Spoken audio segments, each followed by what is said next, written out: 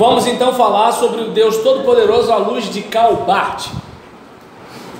Pegando aqui o texto, dizendo o seguinte, é o capítulo 7 do livro Esboço de uma Dogmática. O que distingue a potência de Deus da fraqueza, o que a eleva acima de todos os outros poderes, e o que a põe vitoriosamente à força, e o que a opõe vitoriosamente à força em si, é que ela é a potência do direito decorrente do amor que ele fez brilhar em Jesus Cristo. Em consequência, a potência de Deus contém, qualifica e delimita todo o domínio do possível e domina absolutamente o conjunto real. Pelo adjetivo todo-poderoso, o símbolo enuncia uma qualidade de Deus, uma perfeição daquele que ele denomina Deus o Pai. É a única que ele menciona. Mais tarde, quando se tentou falar de Deus de uma maneira sistemática e descrever o seu ser, houve menos concisão. Falou-se da sua aceidade, isto é, de seu ser enquanto dependente de nada além de si mesmo, de sua infinitude no tempo e no espaço, de sua eternidade. Oi? Não, quem está falando sozinho, eu falei para você. Ah, sim, tranquilo. E aí nisso, pensei que estava fazendo sinal com a mão. Não. E aí nisso, deixa eu ver aqui, acrescentou-se em seguida sua santidade e sua justiça, sua misericórdia e sua paciência. É preciso prestar muita atenção quando se aplicam assim a Deus os conceitos humanos. Lembra, ele é o totalmente outro. E a gente tem que ter cuidado. Eles não podem ser justificáveis,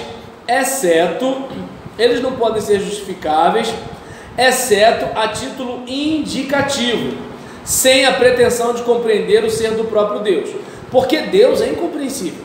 Não se trata, por conseguinte, de definir, por exemplo, sua santidade ou sua bondade a partir das ideias que temos de santidade ou de bondade.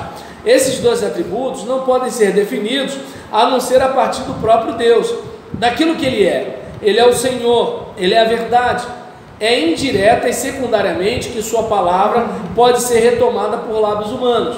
No lugar e na posição de todas as qualificações que podem ser utilizadas para descrever a natureza de Deus, o símbolo dos apóstolos não usa mais que uma única palavra, o adjetivo todo-poderoso, servindo como qualificativo para o substantivo Pai. Essas duas palavras devem ser interpretadas uma pela outra. O Pai é o Todo-Poderoso, o Todo-Poderoso é o Pai. Deus é todo-poderoso, isso significa, a princípio, Ele é potência. Potência quer dizer poder, recurso, virtualidade em relação a uma dada realidade. Toda realidade dada, determinada e subsistente pressupõe um poder fundador. A respeito de Deus nos é dito que Ele tem esse poder de criar, de determinar, de manter, mas que Ele tem onipotência, isto é, que Ele tem tudo em sua mão e constitui a medida do conjunto do real e do possível. Não existe realidade da qual Ele não seja ao mesmo tempo a possibilidade. Nada de possibilidade, nada de poder suscetível de limitar ou de impedir sua ação. Ele pode tudo o que quer. Poder-se então também descrever a potência de Deus como a expressão de sua liberdade. E aí, em relação à questão de sua liberdade, Deus é absolutamente livre. Isto implica a eternidade. Opa, obrigado, Lívia. Isso implica a eternidade, a infinitude. Ele tem a potência sobre toda a cadeia de possíveis conteúdos no tempo e no espaço, e dos quais Ele é o fundamento e a medida. Ele é sem limite. Tudo isso a filosofia pressente corretamente, mas nós estamos ainda muito longe da realidade que implica esse conceito de onipotência divina. Existem muitos fenômenos aos quais facilmente se prestam os atributos da potência ou da onipotência divina e que não têm nenhuma ligação com a onipotência de Deus. Conservaremos então as definições gerais. Nossa tese inicial indica 3 graus. A potência de Deus se distingue da fraqueza, ela ultrapassa todos os outros poderes e ela se opõe vitoriosamente à força em si. Vamos lá. Primeiro, a potência de Deus se distingue de todas as formas de fraqueza. A fraqueza pode, com efeito, dispor de uma certa potência e o impossível de uma certa margem de possibilidade. Mas Deus não é de nenhuma maneira fraco nesse sentido. Sua potência é real, efetiva. Ele não pode ser aquele que nada poderia, nem aquele que não poderia tudo. Mas ele se distingue de todas as outras potências porque ele pode tudo o que ele quer. Não sei se deu para perceber. Ele pode tudo o que ele quer. Lembra daquele texto que fala, ele não pode ser infiel a si mesmo? Aí alguém vai dizer, mas se Deus pode tudo, por que ele não é infiel? Que nem tem aquelas pegadinhas de concílio, né? Deus pode tudo, então ele pode criar uma pedra que ele não pode carregar? E aí eu não sei se dá para perceber, diante de uma situação dessa, a gente verifica que, assim, de acordo com o raciocínio de Calbart, ele pode tudo o que ele quer. Ele não é como nós. Ele pode o que ele quer. O que ele não quer. Acabou, né? E aí, falar de como ele é absolutamente livre. Nós não. Nós estamos sujeitos à nossa genética, nós estamos sujeitos à nossa condição socioeconômica, nós estamos sujeitos ao treinamento que recebemos, nós estamos sujeitos àquilo que acreditamos por causa da formação que recebemos. Não é como aquela letra de Belchior interpretada por Elis Regina. Minha dor é perceber que, apesar de termos feito tudo o que fizemos, ainda somos os mesmos e vivemos como nossos pais, né? Aquele caso, eu discordo daquilo que meu pai me ensinou, mas aquilo está entranhado em mim. E aí? Como aquele louvor, né? Se Deus fizer, é Deus, se não fizer... Entende? Ou seja, a gente está debaixo da determinação dele, mas ele não está abaixo de nada. Ele faz o que ele quiser, e pelo motivo que ele tiver, e não dá satisfação nenhuma para a gente. Lembra de Jó? O Satanás fez um monte de coisa, Deus não contou para Jó não, a gente sabe, Jó morreu sem saber. E aí nesse caso aqui, voltando para cá, falar de impotência de Deus é muito simplesmente ter esquecido que se fala dele. Representar-se Deus como um personagem longínquo, fora do mundo, é com certeza ter mudado de objeto, é imaginar um ser qualquer, fraco e impotente. Deus não tem nada de uma sombra, de um fantasma inofensivo. Ele é o contrário da impotência. Continuando aqui, essa potência de Deus ultrapassa todos os outros poderes. Esses outros poderes ou potências exercem sobre nós uma pressão aparentemente muito mais forte do que o próprio Deus. Eles parecem ser as únicas coisas reais. E aí, contudo, Deus não faz parte das potências desse mundo. Ele nem mesmo é a mais alta, mas ele as ultrapassa infinitamente. Lembra? Ele é o Rei dos Reis, ele é o Senhor dos Senhores, cujo poder nada limita nem condiciona. É como, por exemplo, vamos lá, o presidente da República, ele pode resolver alguma coisa numa canetada, mas o Congresso pode chegar e, não, olha só, isso aqui que ele falou, a gente discorda e pô, caiu. Entende? A gente vai ter algumas situações em que o chefe da nossa empresa, vou fazer isso, mas aí tem a prefeitura, então há limite. A igreja ela é soberana em suas decisões.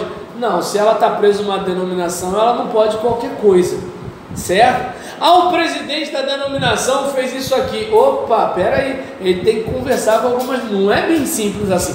Ou seja, todo poder de certa forma é limitado por alguma coisa. Entende? O de Deus não. Então, a respeito né, de falar sobre a questão de representar Deus, né, como um personagem longínquo fora do mundo, é com certeza ter mudado de objeto e imaginar não ser qualquer fraco e impotente. Deus não tem nada de sombra de um fantasma inofensivo. Ele é o contrário da impotência. Essa potência de Deus ultrapassa todos os poderes. Esses outros poderes ou potências exercem sobre nós uma pressão aparentemente muito mais forte do que o próprio Deus.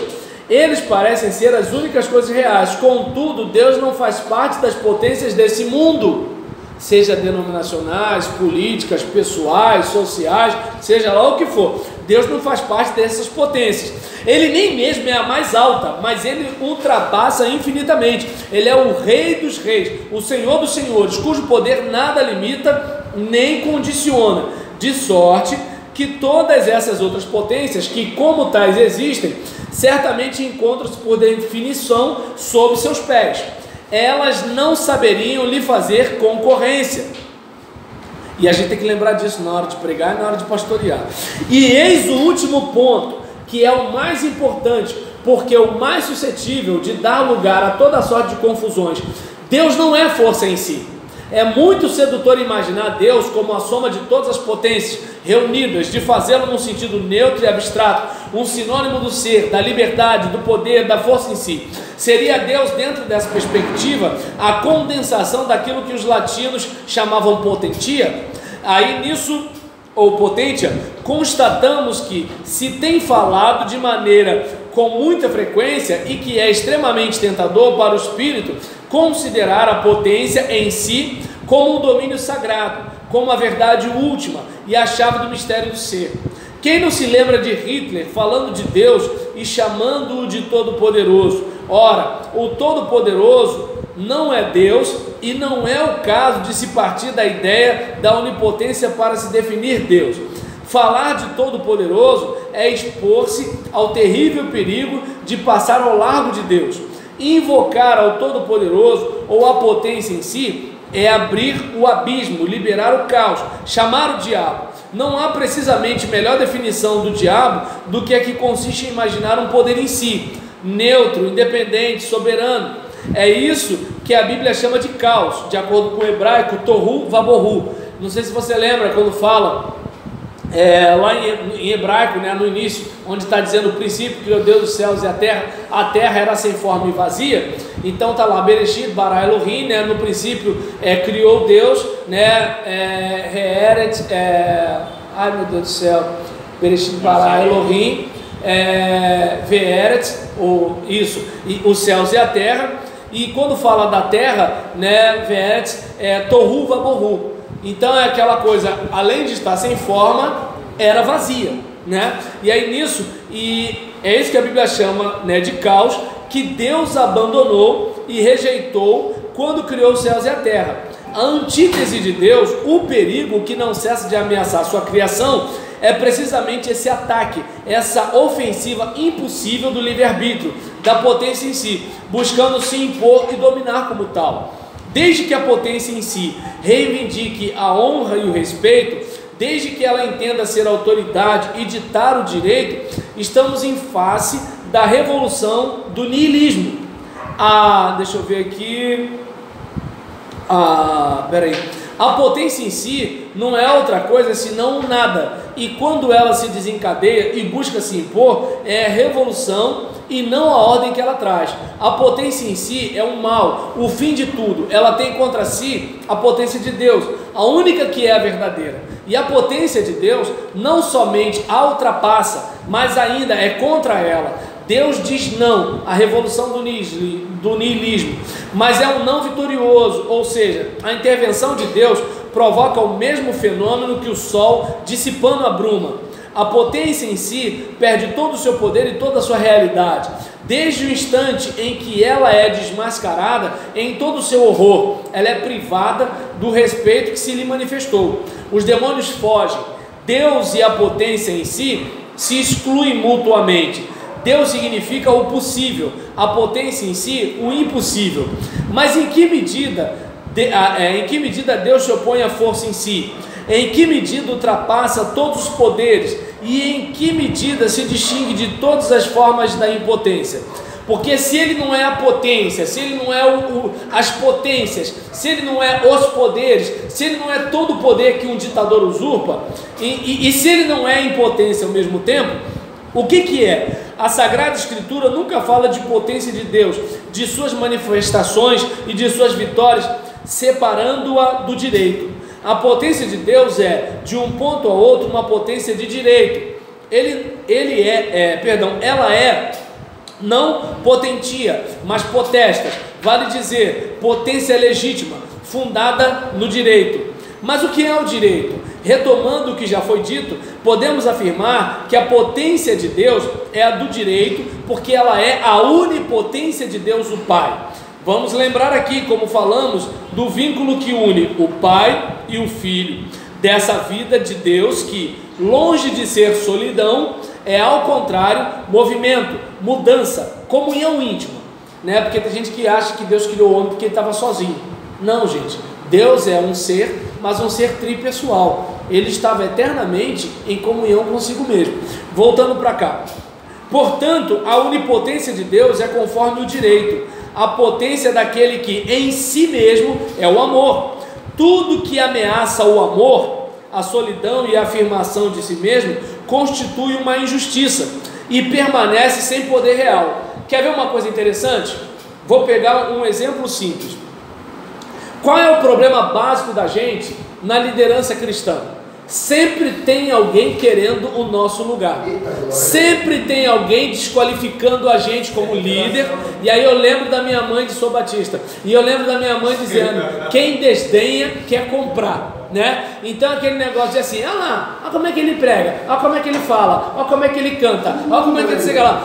Filhão, já que tu faz melhor, entra na fila, pega o caminho que o cara pegou, passa pelo que o cara passou e assume o que ele assumiu. Agora ficar aqui da arquibancada, já viu aqueles caras barrigudos, com todo respeito aos barrigudos, que estão lá tomando chopp, comendo linguicinha, vendo o cara correndo no campo e fala assim: até eu faria aquele gol. Ah, fala sério. O cara treina, o cara corre, fica naquela banheira de gelo, o cara faz isso, faz aquilo. Tem cara que tem morte súbita, tem infarto, tem um monte de coisa, porque puxa demais do corpo, pressão em cima, torcida vaiando. Pô, hoje tem gol do Gabigol. Como é que fica a cabeça de um cara desse?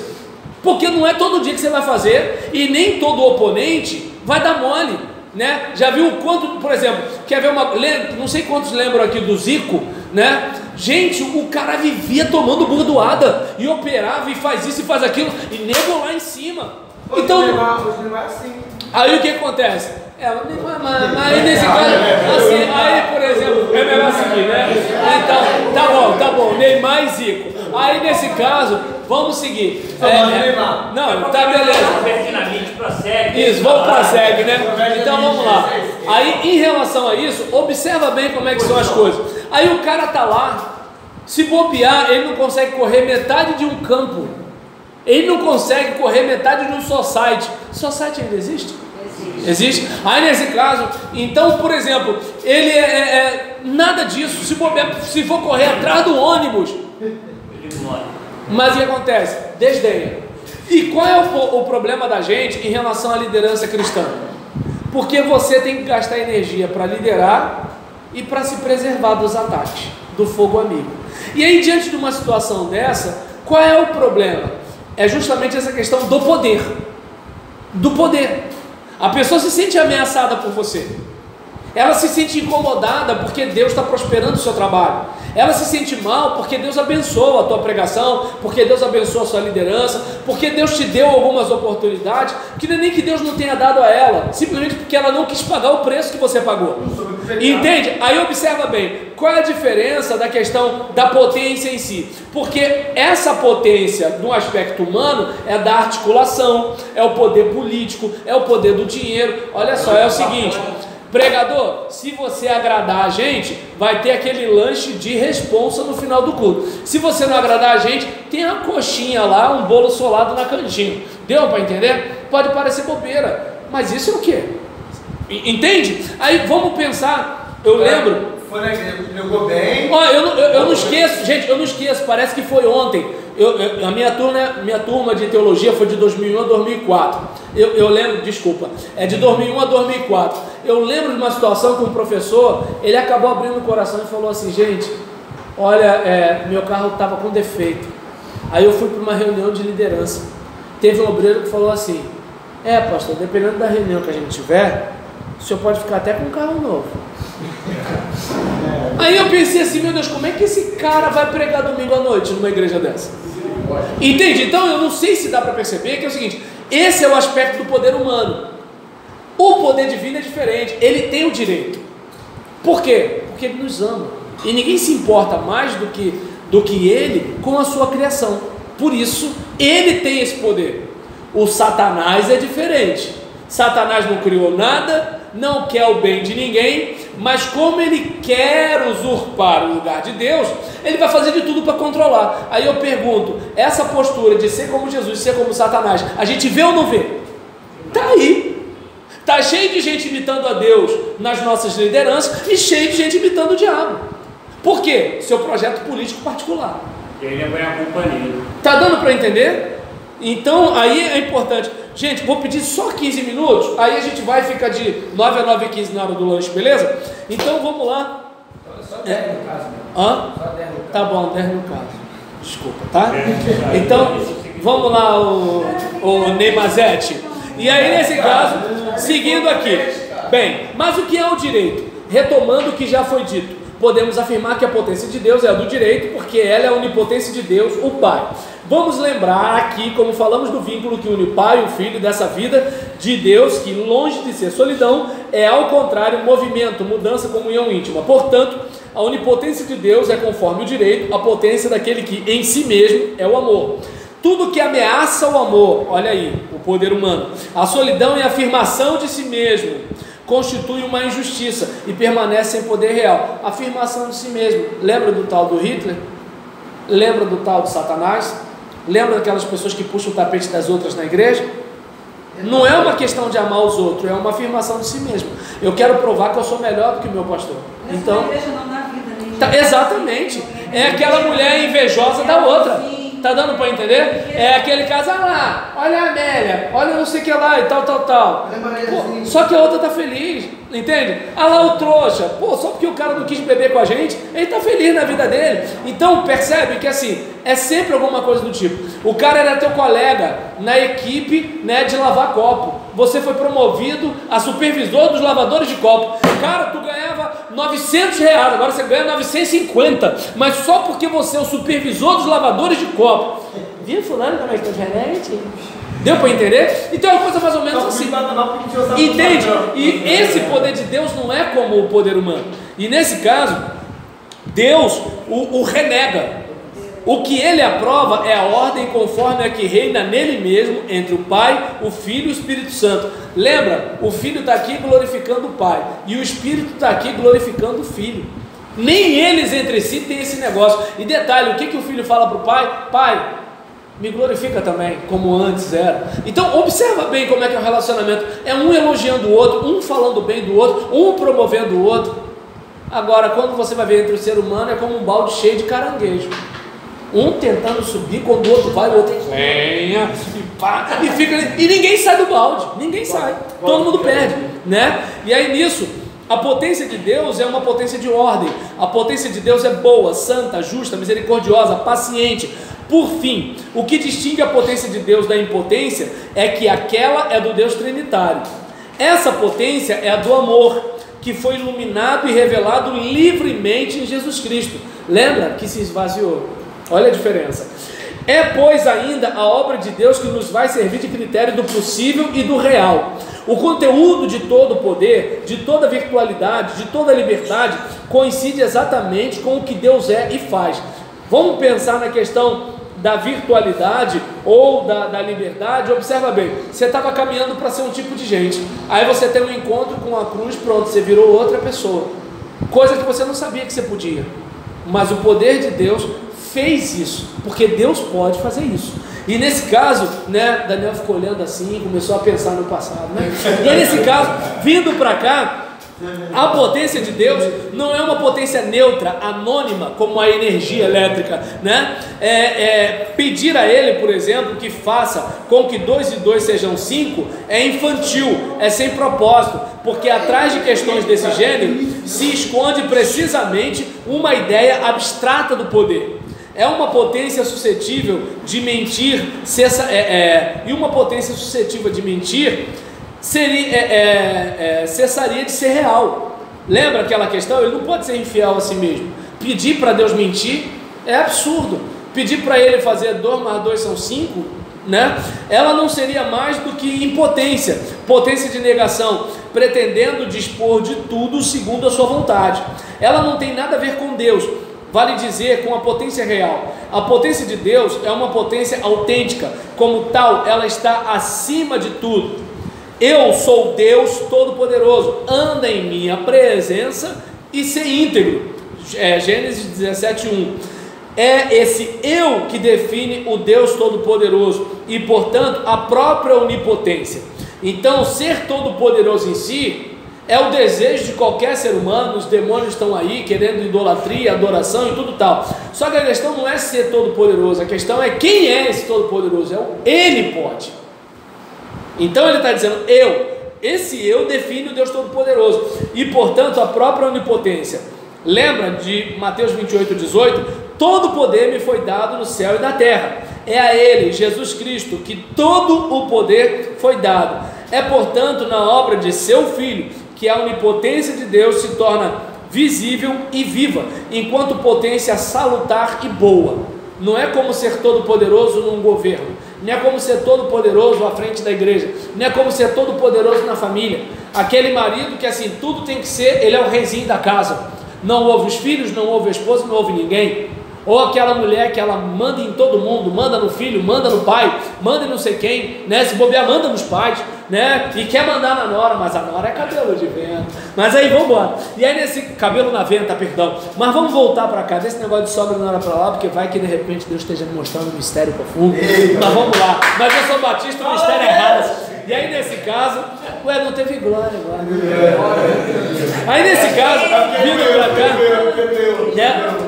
Então a gente observa aqui, né, que assim, desse modo que Deus é o conteúdo, a definição e a limitação de todos os possíveis, transcendente no sentido em que Ele domina absolutamente o conjunto do real, imanente no sentido em que Ele habita toda forma do real. Ele, o sujeito eterno que pronuncia a sua palavra e realiza a sua obra segundo o seu desejo de amor para o nosso bem.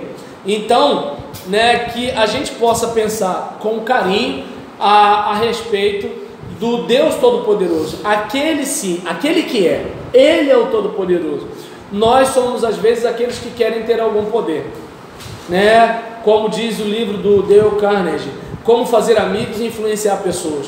Eu quero conseguir influenciar você para comprar o que eu tenho para vender, eu quero influenciar aquela menina para ela me namorar, eu quero influenciar fulano de tal para o fulano de tal me emprestar um dinheiro. Ou seja, o ser humano ele quer ter poder, isso é do ser humano. Até aí não é o problema é que ele quer ter todo o poder, ou seja, ele quer fazer com que todo mundo atenda os seus próprios caprichos. É aquele casamento em que assim, a mulher está anulada por causa do cara, o homem está anulado por causa da mulher, os filhos estão anulados por causa do pai ou por causa da mãe, né? Os funcionários estão anulados por causa do patrão, ou então de repente, né, o governante está anulado por causa da mídia, por causa do empresariado, ou o pastor está anulado por causa de alguns líderes da igreja, ou um líder está anulado por causa do pastor que sufoca e não deixa esse cara crescer, ou aquela igreja que não avança porque o pastor rema para trás. Não me pergunte como isso acontece, mas acontece. Então eu não sei se dá para perceber que quando o ser humano ele quer ser o Todo-Poderoso, aí esse ser humano ele não está querendo ser Deus, está querendo ser o Satanás, só que ele não sabe.